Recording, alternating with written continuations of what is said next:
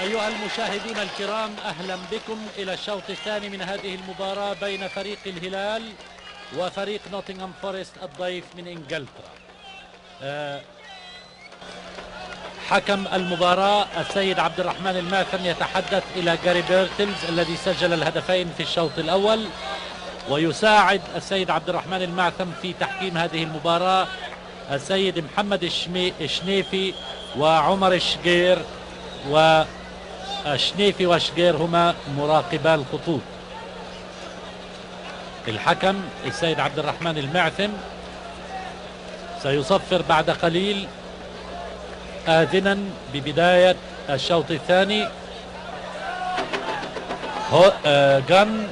جن بنقولها لسوين، سوين لولس، وطالع سوين على جناح. أكبر انتصارات هذا الفريق كان في الدرجة الأولى في مسابقة كأس الاتحاد الإنجليزي عام 1890 بتغلبه.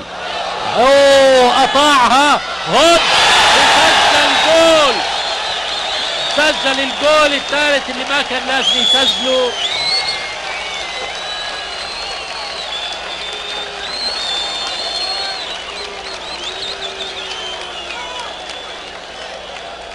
بودنا نوري بالسرعة البطيئة كيف الجول هذا سجل.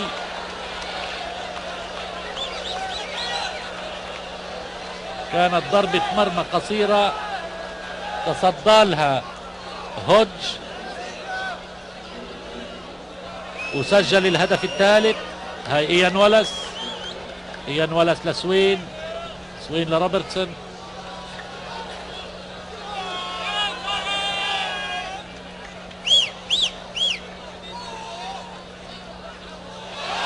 وهاي بيرتلز بيشوط وبيكملها ايان ولس في المرمى لتسجيل الهدف الرابع. هدفين، واحد في الدقيقة 15 والثاني في الدقيقة 16. 4-0 لصالح نادي نوتنغهام فورست.